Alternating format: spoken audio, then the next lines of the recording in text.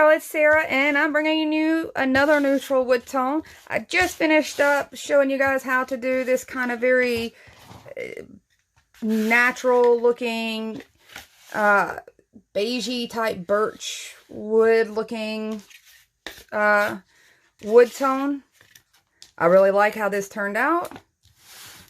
I told you next I would show you how to do the plywood look. So this looks like raw plywood with a little bit of kind of that yellow base to it. I don't know where you might want to use this in the crafting universe, as far as usually if we're using plywood, most of us paint over it, but I could see where if you're wanting to do a full wall of maybe salvage wood type things, that having the different variety of wood tones would be good.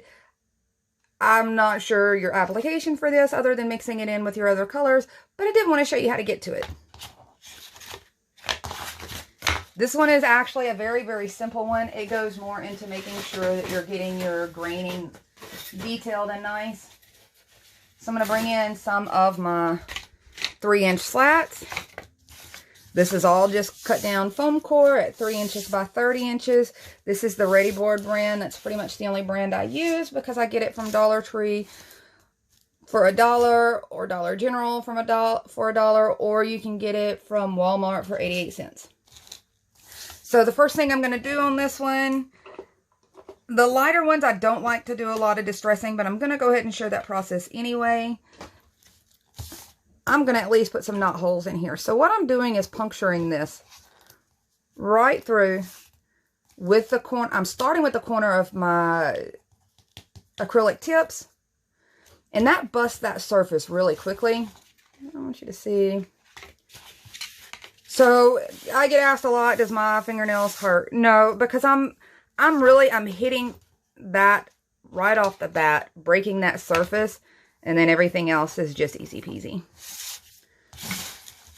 One of the tips that I wanted to give you guys, I do love the detail that this 3-dimension gives with doing the knot holes and doing the distressing and that kind of thing.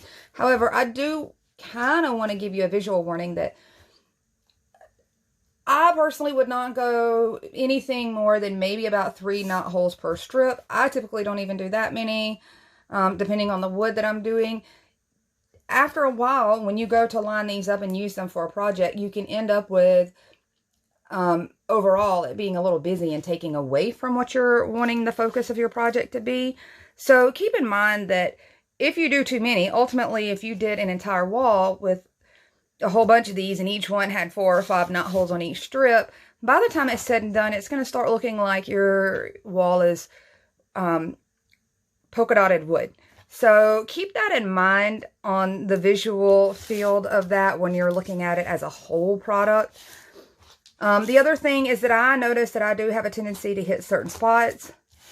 When I do it, I have a tendency to reach for certain areas. So definitely try to keep your rotation there of where you're putting your knot holes and your distressing and your aging and that kind of thing. So now that I've done that part, let me show you what paints I'm bringing in. And this one's really simple. It's only 2 colors. So we've got Waverly chalk paint in the color Fawn and Waverly wax in clear. The colors on these, I get asked a lot. The big question is always, can I use acrylic paint? I am not going to tell you not to use any product. If you want to paint with ranch dressing, try it. But, I mean, that just comes to my mind because everyone in my family is ranch fiends. But the reality is that I have a personal preference of chalk paint. The reason why is chalk paint is a heavier pigmented paint. And by that, I mean, the color is way more dense. We all know that as crafters, part of why we use chalk paint. We're not after the texture of this chalk paint. We are after the coverage. So if you've used acrylic and you've used chalk paint, you have to have realized that acrylic paint tends to be a little more watery than your chalk paint, which means you end up needing a lot more acrylic paint to get the same level of coverage. So with the chalk paint and the heavier pigments, we are needing less of that product. And by needing less of that product, that's less things that we're putting on this paper surface to cause damage to it in the end. Can you do it? I'm not saying you can't, but I would like to point out that someone living in Arizona is going to have a lot easier time using acrylic paint on this surface than someone living in Florida. Moisture is a big enemy to this material because we are using something that is literally 2 of the thinnest little pieces of paper stuck to some foam. So moisture is certainly an enemy to paper. And when I'm asked that, I obviously am going to give my opinion. And my opinion is that I feel safer using the chalk paint and taking every little precaution that I can in order to reduce the amount of moisture that I'm going to put on this product. I'm not saying it can't be done. There are days where I could actually use acrylic paint here in the South where I live. And there's other days that I would be concerned because we've got more moisture in the air and I'm already seeing a little warpage in my boards just because of the moisture and humidity in the air. I just like to err in the side of caution. So, I'm not even going to pour my fawn. This is probably enough to do a whole lot of boards. We are just using this as a pigment tint to our wax. So I'm going to bring that over here. I've got my happy little sponge. I'm going to go in pretty much the same way that we just did with the last color, the other neutral color. This is just going to have a little more yellow to it, like plywood, versus the last neutral color. So I'm barely putting any color in this, and I'm going to go ahead and hit the surface of these. And this wax is going to be a medium for us to move product across these foam core strips without a lot of damage. So I've already got a few little streaks here that I'm going to blend out, and they're a little strategically placed. This one I've got some heavy streaking. And I want to show you this and the reason that I put so much on one right at the start. This is going to be one of those ones that with the lighter colors, you have to work a little more cautiously. Because, and if you've already played with some of the darker colors, you know that a product sitting on here for too long, when you don't work quickly, you get this kind of response. It takes the paint in a kind of a splotchy manner. So when you're doing these lighter colors, be sure to work fairly quickly. You don't get to work quite in the same bulk that you can with some of the darker colors. They're a little more forgiving. These are a little less forgiving, but they are fairly quick. So now I'm going to go back in. I've got some pretty good coverage with wax.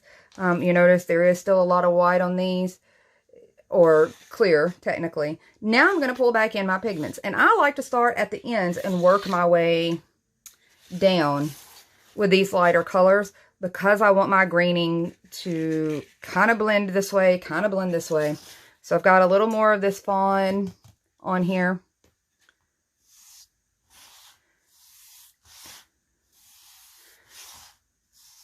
And it's still mixed with the wax, although it looks like it's pretty heavy. Now, what's going to happen is that I've got that drug across there kind of strategically where I want it. I'm going to go ahead and do a little bit on this one. Now, that little bit, a few seconds that I'm letting that sit there, because we saw how this gets splotchy. Now I've got it strategically placed. That few seconds is going to allow some of those pigments to sink down into this material. And then I'll be able to blend some of that out, so I'll have some really light results on my graining. And I'm going to go ahead and spin this around, spin this around. I'm right-hand dominant, so it's just easier for me to go this direction.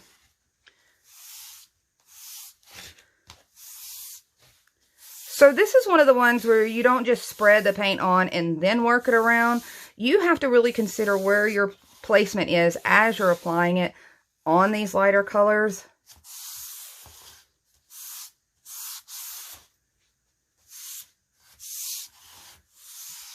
So I've got these and I'm starting to blend kind of some of that in. And in order to do that, I'm taking the full width of the sponge and I'm using my hand to put pressure all the way across there. Now there's still wax in this, so that wax is helping blend some of those out, lift some of that color up, and continue this look all the way down. Now I do want to show you some ways to handle, let's say you've got like a little spot that you don't really like. Now here's the thing, is that I don't panic too much about slight spots like this, slight imperfections. The reason is that wood has imperfections. So I don't want you to get too lost in perfection of each board, because as you do these boards collectively, some of those imperfections give to that realism of what we're trying to produce here. So, but if you do, like if you have a spot that took the pigment too heavy, just go in with your wax, put some pressure and slide across there. Just the wax. It'll help lift some of that back off. It basically kind of activates those paint pigments, and it'll allow you to pull some of that off. Not all of it in many instances, but you can still work with it some. So you can see here now I'm pinching this, and it's allowing me to put, I don't know what you call this kind of graining, but I'm sure you guys can recognize when plywood does this.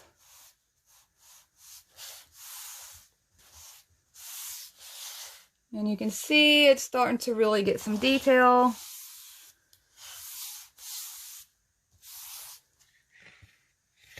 And I'm kind of liking how this looks. Now all I've done is gone in and tapped a little bit of that color. There's more wax in my sponge than there is any material. If you get too heavy on that, go in with your little makeup sponge, because we struggle with the lighter colors to try to keep those muted together. But just tap it out a little bit. And there you go. Let me go in with the other ones. And right now, we've just got a little bit of application. Imagine this as kind of your base coat. Now, I'm pushing down. I don't know if you can see. I'm doing kind of the same thing. I'm pinching this up. And it's bunching this where I can get some kind of precision here.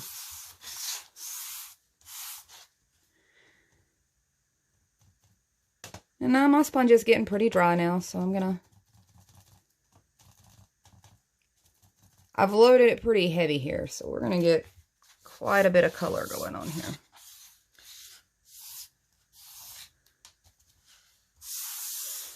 So there was quite a bit of color. I just took the entire flatness of this and pulled it across there. And you can see I'm doing the same thing. I'm adding the color, then I'm pulling it back. I'm pulling it all the way across. So I'm adding it in one spot and pulling it all the way down. And you can see how those are looking. I know this probably looks really, really yellow. With my device recording it, I know it doesn't always do justice to the colors. But if you've messed with the color Fawn, you know that it's a golden kind of tan color. So you are getting this golden plywood kind of tan color. I just didn't want you to think that these are really yellow. They're not. The Fawn is a like a kind of a honey brown or a honey color mixed with a khaki color. The mineral is like a really, really neutral khaki color to me. So this has its own look. You still see that there's some lighter areas. Those areas are still protected because I drug clear wax across them right at first. But I like keeping a little of that white in there. It looks like the highlights that you see in the wood. It gives the depth on these lighter colors. I'm barely tapping in any there. I'm going to drag that back across. Let me go in and tap it in with my little brush. I prefer it this way with my little Dollar Tree makeup sponge. So one more. You can see this is the one that I did really heavy. Now that wax is going to hit back on that, and it's going to start blending that out. I wanted some variations. I know that even plywood has some spots where it's got some darker grains, even though it's a light plywood. Plywood to me is a pretty busy, active wood grain. You know, there's a lot going on in it. You could come up and you could come back down and get those looks, but you definitely want to keep it kind of all same direction. You can play with those a little, come in and then coming back, and you leave some little, I don't really know what that area is called. It's not a knot hole, but you see kind of those swooshes around your knot holes a lot of times. I probably, if I'm going to do this much with wood, I probably should learn the technical terms for it. I've got paint stuck there that doesn't belong there. There we go.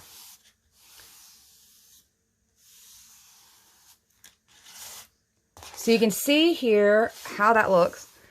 Now this goes back to part of what I wanted to leave there, because I wanted to show you how to fix issues. And especially with this lighter one, it's a whole lot easier to see for me to show you this on the lighter colors than it is for me to show you if you have a spot. Now, I don't hate this, but if you look, that one little section right there, I feel like it's a little blotchy. You can see I just hit it with that wax. Now, that's been sitting there this whole time. This was the first board I hit with a lot of pigment. I was able to lift some of that. Now, if you notice, it's still got a little splotchy to it. But I've blurred that out a little. I've lifted that out a little.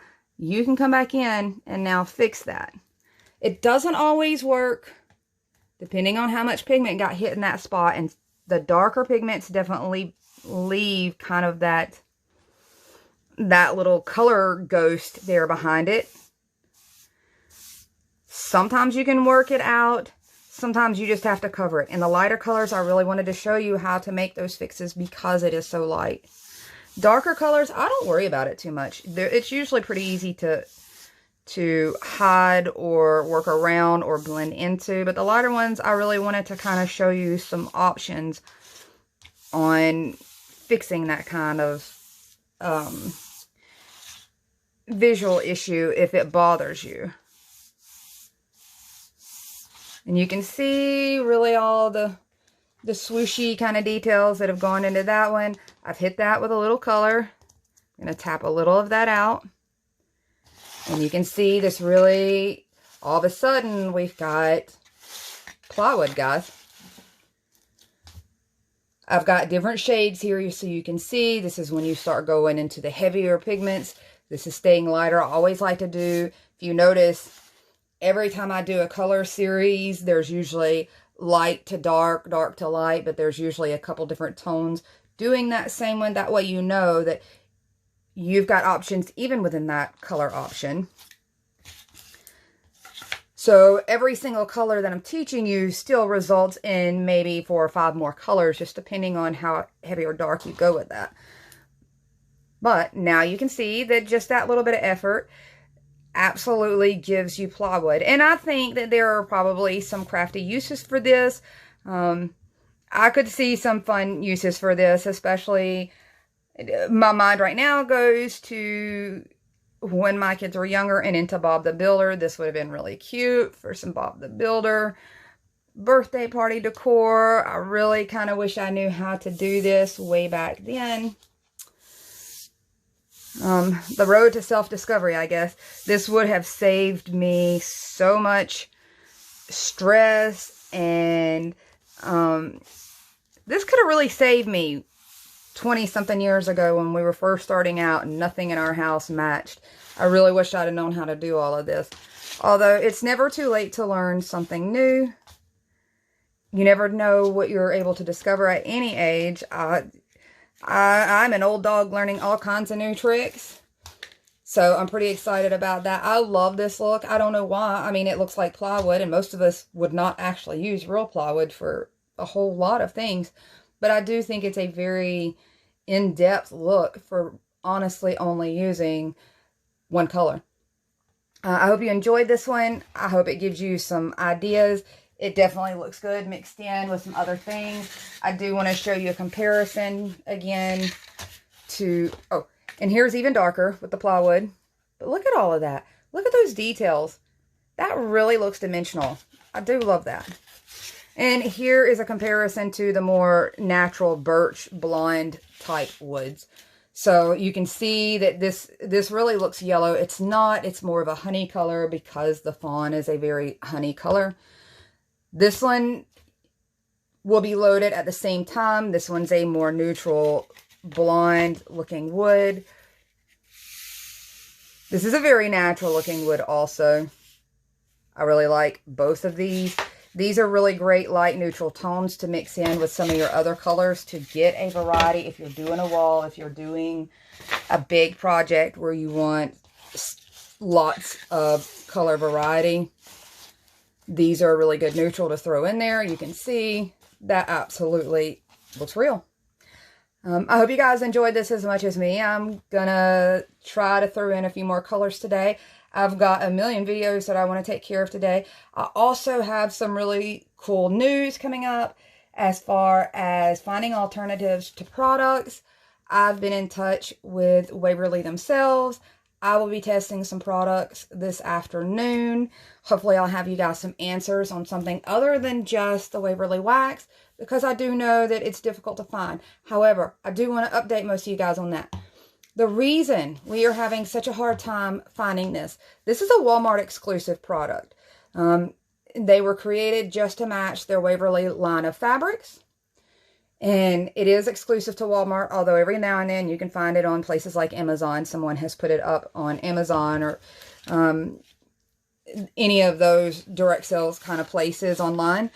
However, part of the reason we were struggling to find it all of this time is that they were not in production during the COVID situation.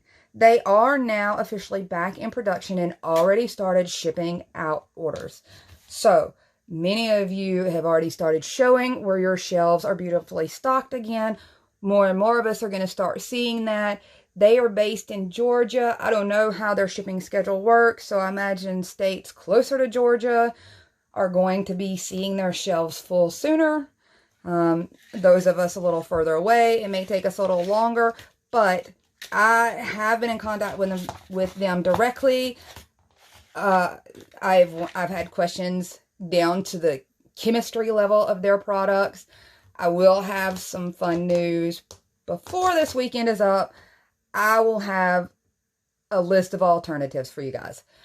For those of you that still can't get to the Waverly wax, or you're not near a local Walmart. I don't know if there's a place that exists that's not near a local Walmart, but I will have some updates.